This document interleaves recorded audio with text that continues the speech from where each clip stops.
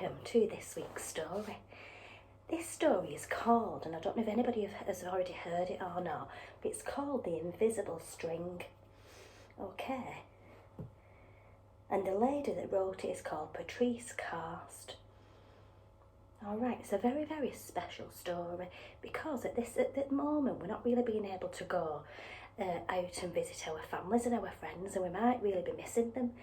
So this story is just to remind us that even though we might not be able to see and touch our friends and our families and our nannies and granddads, that we still love them and they still love us.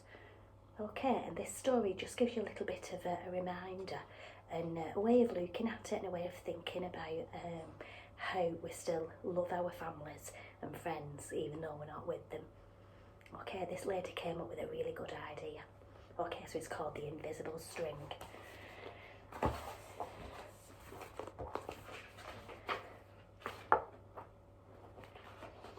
She's actually put in the beginning of the book, she's put, to the children of the world and the magic of their strings. That's nice. Okay, so Liza and Jeremy, the twins, okay, and they were asleep one calm and quiet night. Suddenly it began to rain very hard. Thunder rumbled until it got so loud that it woke them up. "Mummy, Mummy," they cried out as they ran to her. "Don't worry, you two, it's just the storm making all that noise. Go back to bed." "Oh, we want to stay close to you," said Jeremy. "We're scared." Mum said, "You know we're always together, no matter what." "But how can we be together when you're in here and we're in bed?" said Liza. Mum held something right in front of them and said, "This is how." Rubbing their sleepy eyes, the twins came closer to see what Mum was holding. "I was about your age when my mum first told me about the invisible string." "I don't see a string," said Jeremy.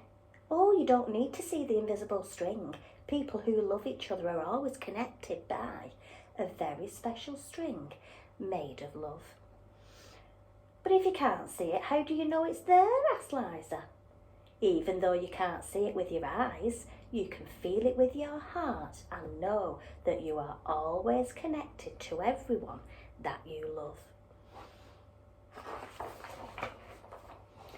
When you're at school and you miss me, your love travels all the way along the string until I feel it tug on my heart.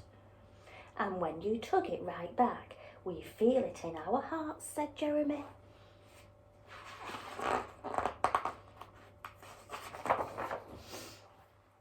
"Does Jasper the cat have an invisible string?"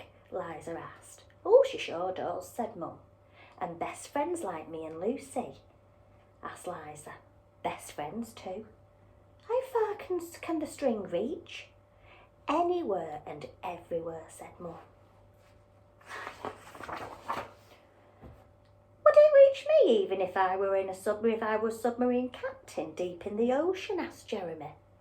"Yes," said Mum, "even there." "Or a mountain climber?" "Even there." "A dancer in France?" "Even there." "A jungle explorer?" "Even there." "How about an astronaut in outer space?" "Yes, even there." Then Jeremy quickly asked, "Can my string reach all the way to Uncle Brian in heaven?" "Yes, even there."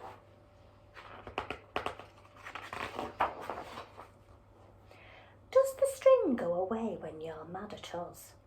"Oh, never," said Mum. "Love is stronger than anger, and as long as love is in your heart, the string will always be there. Even when you get older and can't agree about things like what movie to see, or what game to play in the back seat, or what time to go to bed." "Oh, that's right. You two should be in bed.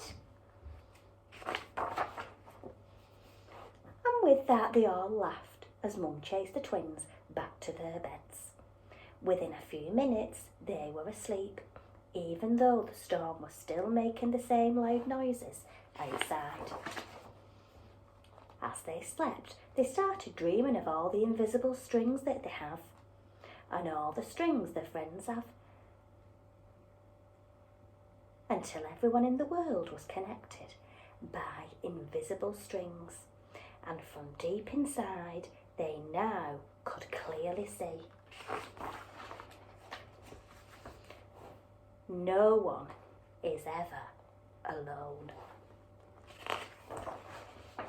Oh, I'm really pleased about that, because I was missing all you children at home, and I'm really glad now that I can just think about my invisible string, because I know that we're connected.